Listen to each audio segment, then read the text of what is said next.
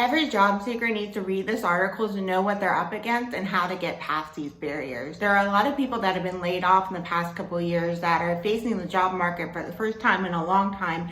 And this video is to educate those and others about how much the hiring process has changed and how much more difficult it is to get a job and the reasons why. The article was published in CNET and is called "The New Age of Hiring, AI is Changing the Game for Job Seekers." And there are some eye-opening findings. I'm going to read you some direct quotes from the article as well as my own thoughts on it. An ATS, also known as the Applicant Tracking System, which is where the resumes go in when you submit them, is looking for a high keyword match, usually between 70 and 80% between the skills and credentials listed on someone's resume and the job posting. If the robot doesn't find those keywords, an applicant won't pass through to the next round, even if they're perfectly fit for the role.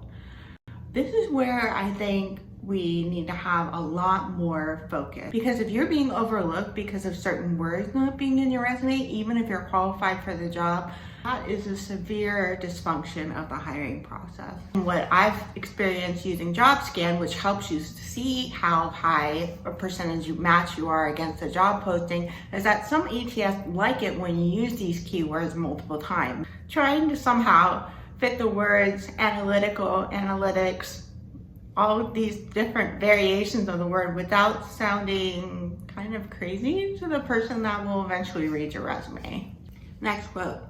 Though the software vendor is allegedly responsible for testing the tools and establishing guardrails, the process is done with little, if any, independent oversight. This is a very strong statement, but what I think it's trying to get at is that even if they have a third party examine the software for bias and things like that, they pay that vendor. So it's not truly independent. We don't have government regulations or a government entity that is assigned with doing these independent audits. Third, algorithms tend to prioritize candidates who are active on job platforms and freshly updating the resumes. Where to begin with this one? First, prioritizing something that has no bearing on whether somebody can do the job, is qualified, anything, and this is somehow okay. So if you want to get noticed, you need to take down your resume, upload it every who knows how often, so that you come up higher in the rankings. We are people, not a Google search result. This is affecting people's lives, and how can people know that this is happening behind the scenes? Next, how fast you respond to a job opening matters. So if you're chronologically at the bottom of a long list of eligible candidates, you could just be too late.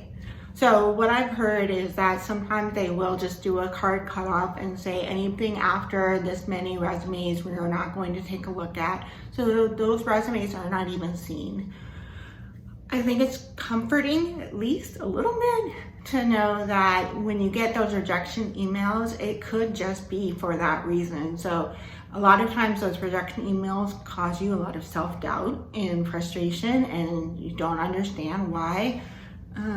I think knowing that this could be a reason can help you separate yourself from that and maintain the confidence that you need in the job search. Lastly, but I think is the most interesting point in this article, is that applicants never know which algorithms are being used, nor who or what is ultimately making the hiring decision.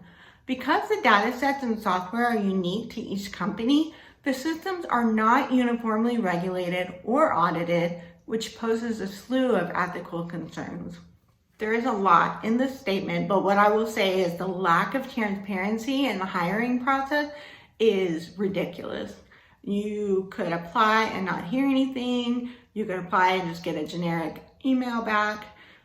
But the other thing that this makes me think of is that whenever you're writing to an audience, right? You're trying to think of the person that's reading this and how will they receive it? Does it meet the needs of what they're looking for?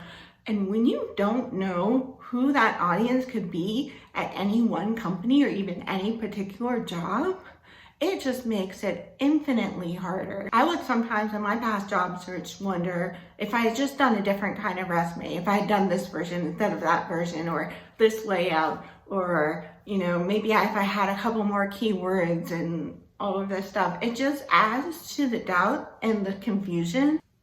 It's hard when you don't know why you were rejected for the job to not take it personally. And even if you get beyond that point and you say, okay, just apply for the next one, next one, next one, are you being truly evaluated according to your qualifications or based on a set of keywords or for whatever reason? I do want to thank CNET and the people that they talked to for this article. I thought it was extremely enlightening. I encourage you to go and check out and read the whole thing. If you enjoyed this video, please consider subscribing, and thanks for watching.